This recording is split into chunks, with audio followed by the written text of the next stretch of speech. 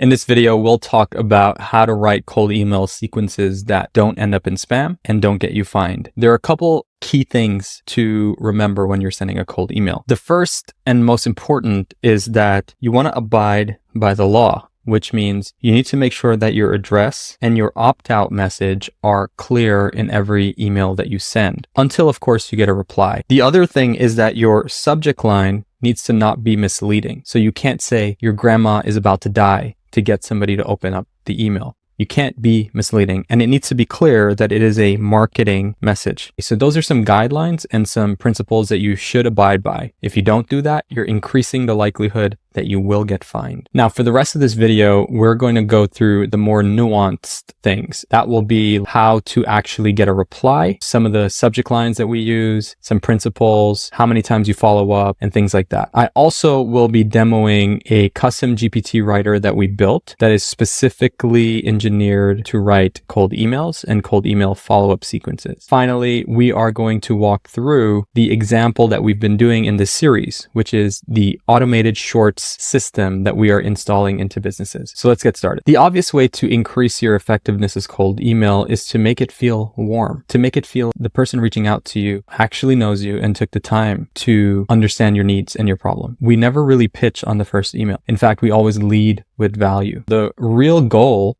of the first email is actually to just get them to reply. And we typically do that by engineering a method where they just have to reply with one word to get them to say that they're interested. And I'll show you how we do that. The other thing is that we do follow up about 6 or 7 times, and usually 2 to 3 days apart. You don't want to overwhelm them or bombard them with emails. Remember, they don't know you, nor do they care about what you have to offer. They're not thinking about you. So you have to be respectful of that and understand that there is a level of tact in order to not make somebody report you as spam. Now, once they do reply, you can send them whatever you want. So you can send them links, videos. The deliverability of your email goes down if you try to include all of those links and videos up front. And so I would say save those for the follow-up email once they reply. If I were to craft an initial email, what I'm doing is really just writing a 3 to 4 word subject line. And so to give you an example, the subject line is really the place where you're going to either get their attention or not. It's hit or miss. The subject line can't be more than something they can read at a glance. It has to be not enough information that they would want to read the next line, which is the first line, but not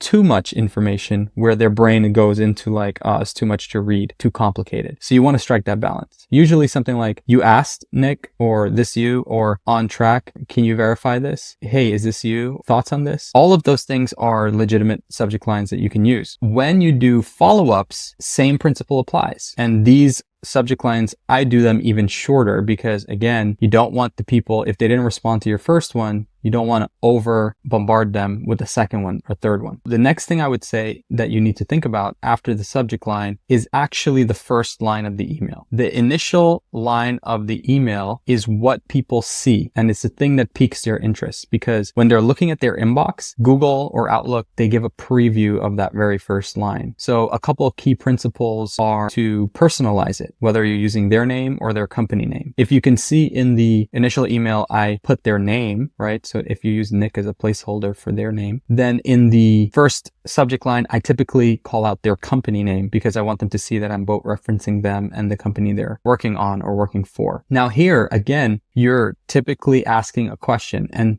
some of the best questions are like, are you the right person for this? Because really they're like, well, now I need to know what you're talking about to actually figure out if I am the right person. And more likely than not, they are the right person, but sometimes they're not, and they can refer you to the right person. The other way I would do that is sometimes I call out a relevant pain point. And so I say, hey, we just built this solution to the pain point that you have. It took us blah, blah, blah hours to build. Is this something that you want? And so that's really getting straight to the point and leading with value. Now, when you follow up, there's different ways in which you can follow up. I personally don't like the follow-ups where people are saying, any thoughts on my last email, or did you get a chance to read it? To me, those follow-ups are a little lazy, to be honest with you, because it's like, if I didn't read your first email, like I'm probably not going to go back and read the second one. So what you want to do in your follow-up is actually provide more value. Sometimes I approach cold email almost like I am writing a snippet newsletter. And what I mean by that is just like I pretend that I have this little gold nugget and that I have to drop this gold nugget in the form of an email. And so this is their email and this is the subject, and then the first line. And then I want to transition straight into the gold nugget. Now, this gold nugget might be a piece of information that might actually help them. Hey, Nick, I saw that you're running Facebook ads. Have you tried this setting to optimize making sure that your retargeting isn't going to waste, or something like that? Literally, because if they haven't responded to me after 2 or 3 follow-ups, they're like, who is this guy? Why does he keep bothering me? So they're either really behind and they're not checking their emails, or they're about to mark you as spam. So as you get down in that follow-up sequence, again, you want to try to drop some value. I learned this actually by being subscribed to so many newsletters. And I almost take the newsletter approach to cold emails. Like, there are so many newsletters. I'm like, who is this guy? How did I get on this newsletter? And then I click on the newsletter and then I skim it and I start reading and I'm like, oh, wow. This is actually valuable. I came here to unsubscribe, but I'm not anymore because I'm afraid that if I unsubscribe, I won't get this gold nugget next week and it might be useful. I approach cold email the same way. Like, if you have a long follow-up sequence, you kind of want to drop these gold nuggets until the person replies. Now, another advanced tactic that I use is I always ask a 1-word reply question. Okay. And so for me, that's not like, hey, are you interested in automated shorts for your business? I don't tell them, send me your thoughts, or have you been thinking about automated shorts for your business? I ask them to say, hey, if you want this free thing that I built for this solution, just reply the word yes. And all they have to do is type yes. They don't have to think about, hi, Nick. Yes, I do want the free thing. No, just reply with the 1 word yes, and we'll send it over right away. Because the whole point is to get them to reply. Replies, if you have watched any of my other videos, replies are the thing that email sending platforms like Google or Outlook treasure the most. It's the things that make your domain actually have a really good sender reputation. So the more replies that you can get, the better, especially if these replies are pushing people towards saying yes. So they're saying all these micro yeses, and that micro yes might then lead to a call where they can again learn more and get educated, eventually become a buyer. And even if you can't help them become a buyer, at least the point of educating them points them to the YouTube channel. And the YouTube channel keeps them engaged and warms them up until they become part of that 3% group that we talk about that end up buying. Let's go ahead and do an example with our business. To remind everybody, the business that we chose is that we are installing an in-house automated short system that allows business owners to record shorts without them ever having to record again. But basically, we're using voice clones and avatar clones with an in-house editor that can hide the imperfections and a lot of stock B-roll footage of the entrepreneur or the founder, knowledge-based insights, their findings, their experiences, their life lessons, load that all into an AI, pump out shorts in a viral format, scripted to go viral, and edit them accordingly so that the entrepreneur is getting shorts on repeat every day. They're getting shorts published and posted in their voice, B-roll of them with their unique insights, with their stories, without them ever having to sit down and record again. Very valuable service. Difficult to pull off, hard to do and not sound like cringy AI garbage. The reason we're charging $3K for that is because it's a hard thing to accomplish, especially getting the editor and training the editor to actually understand the brand and not be off brand, but be on brand and help grow the brand. So if that's our offer, obviously we're not going to pitch that on the first email. So we need a lead magnet, and we need a lead magnet that is something that people will actually value. What are things that people value? Simply put, things people value are things they already pay money for. Okay. So if somebody's paying to get shorts created for their ads or paying to get shorts created for their YouTube channel, Instagram reels, then this is actually a good customer to target. And what we can do is then say, hey, however much you're paying for these services every month, what if we were able to install a system in-house, would make you not have to record again and basically pump out 3 times the shorts or the amount that you're doing right now. Essentially, what we would do is make 3 shorts for them for free using the AI clone of their voice and using the AI clone of their face. Now, it's going to be a little hard to do the AI clone of their face without their permission, but you can definitely clone their voice and send it to them and say, hey, we chopped up your videos using your voice. Take a look and let us know what you think. Now, if you're going to do this service, you obviously need a lead magnet, and a lead magnet is something that people are willing to pay money for. How do we know what a good lead magnet is? It's something they're already paying money for, and we're giving it to them for free. Again, the way that they actually get value from us is that they're realizing they're getting for free something that people normally pay for. And the benefit that we're getting is that people's number one objection here, their objection is that AI equals garbage content. So our goal is to give them this thing for free to show them that it's actually something that sounds authentic and is actually good. Because if we can do that, then they are more likely to see value in paying for installing the service. In offering our lead magnet, we're at the same time showing them that what we have to offer is actually valuable. So the lead magnet is the case study in a way. And it's actually a very good tactic to use if you don't have a case study on hand. If your lead magnet can show people that your actual core product accomplishes what you say it can accomplish, then you're in a good place. All right, so let's craft this email using the custom GPT. And by the way, if you want this, it's in the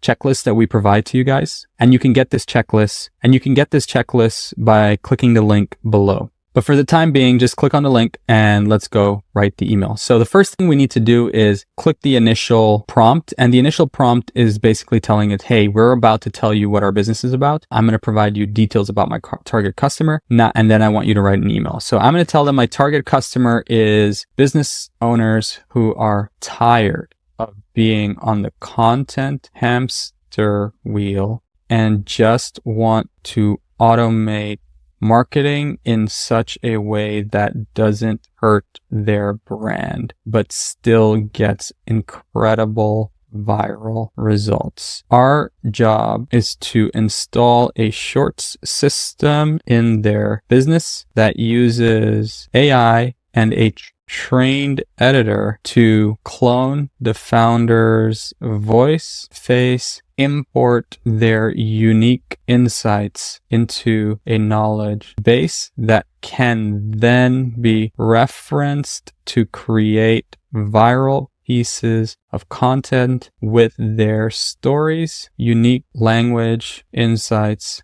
and experiences that would bring their target audience knocking. I mean, I'm giving it enough there. I'll tell it how much we charge. We charge $3,000 for the install, but our lead magnet is doing 3 videos for free to get people interested. So there we go. We just now tell it what our plans are. So what it's going to do is write a subject line, a first line, the body, and then the signature, right? And then of course, it's going to write the opt-out line. So the way we are going to do this is like, hey, it's going to say first name, are you ready to escape the content hamster wheel? Now, right away, I can say, hey, this subject line is really bad, right? So now I'm iterating. I'm trying to say like, that didn't really get to me.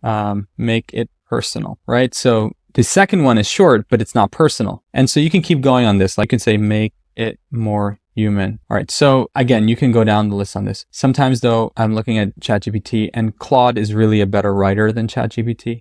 Even on GPT-4 or the latest models, it's just like, for whatever reason, GPT is not trained to be a good writer. So I would highly recommend you just use Claude if you're trying to come up with some of these things. Now, for the sake of this example, what I'm going to do is let's just create a document here. So let's just paste the actual cold email into here. See, what I'm trying to do here is connect with them. I think this is really difficult because what you're trying to isolate is their core pain point and call it out, right? So you're like, okay, oh, they saw my YouTube reels. And then pain point, right? So insert pain point here. I saw that you posted a few reels on YouTube. It looks like you're gaining traction, but can I guess it's annoying to have to record over and over and over again? Honestly, this is too much. I would simplify all of this. Obviously, you're like probably thinking, well, now how do I deliver on this? Well, you have to operationalize the delivery of your lead magnet. You have to become so good at delivering it that everybody that replies yes immediately gets put into a backend system where you deliver top-notch quality lead magnet. Now, some people have automated this with AI. Other people have an editor who looks into the company, pulls the videos, and then chops it up real quick.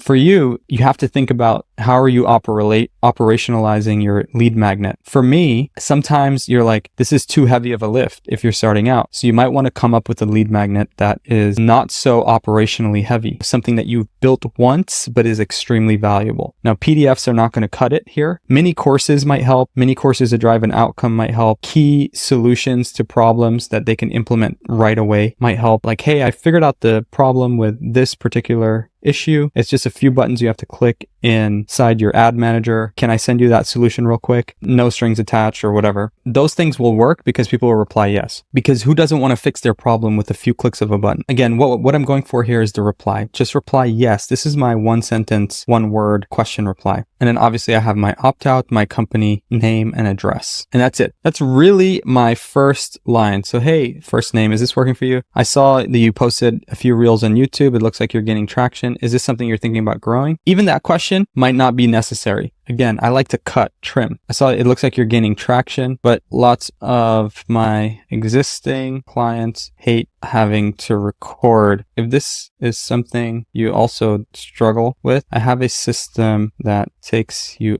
out of the process, still feels authentic. Mind if I shoot you a video sample and then you can insert their company name here. And so that way it's like, okay, just one video. Now it's just one video instead of 3. You're calling out their struggle, which is like you're growing. You can see the results from it, but you hate having to record. If there's something you struggle with, have a system that takes you out of the process, but still feels authentic to your audience. All right, so the goal here is to then show them that the system works by giving them a really good video that feels authentic, that they did not spend any time creating. So that's my lead magnet. Good. So now you might think that this is done. No, it's not, right? Because again, spam filters exist. In the checklist, I will have a tool that's a spam checker. You want to click on this. Sometimes when we write cold emails, even the AI, even though I trained it on not to write with spam words, sometimes it still does. So what we're going to do here is just delete these, copy this, and then go back over to this spam filter and paste this in. So what I'm going to do is actually just change this to a real name. Is this working? So for you, so we can just cut that down, which is fine with me. Again, I like to space things out because people don't read block text. Their eyes just skim. Okay, so get. All right, so basically I wrote a good enough email here, but I could still make it shorter. And so that's one of the things that I like to do, just like first email especially. So if I wanted to make this shorter again, looks like you're gaining traction on YouTube with those shorts for company name. You can just insert their company name. So that's it, giving them that one word option to reply or opt out. And this is more or less the entire email from subject line to first line to body to lead magnet offer, one word reply, and then opt out. And there you go. Now you have your initial email. Now you might think that your follow-ups are just like, hey Bob, or hey John, or hey Nick, did you see my email? Did you see my email? Did you see my, like, don't be that guy. He didn't see your email, obviously. So follow the method that I referenced here about the newsletter nuggets for your follow-ups. Pretend that he didn't see your email and say, well, what nugget can I drop for him in this follow-up? And in the next one, and in the next one, and in the next one. And that's why it takes me like an entire day to write my follow-up sequences. You might think it's crazy, but I spend literal 8 hours writing these simple emails and follow-up sequences. Again, if nobody replies, you get no business. You need to spend the most time on this. This is the thing that actually gets you the results. As long as your lead list is good, as long as your domains have a good reputation, people will see your emails. The question is, once they see it, what would make them reply? And that's why I spend, like I said, up to 8 hours a day writing. Just look at how short this email is at the end product. But it took us, 30 minutes to get to this? It's worth it if this 30 minutes turns into $3,000. Or if this 30 minutes turns into a phone call, that turns into a referral, that turns into a case study, that then is not $3,000 anymore, but that case study is now generating hundreds of thousands of dollars. Is that 30 minutes worth it? Well, yeah, now it's worth it. And so my follow-up sequences follow the same framework, which is leading with value and giving them easy replies until they reply. And once they reply, I simply pitch to get on a call, or I point them to my VSL. So hopefully that gives you a sense of how to write a cold email. In the next video, we'll go over the technical steps of setting up a campaign within Smartlead.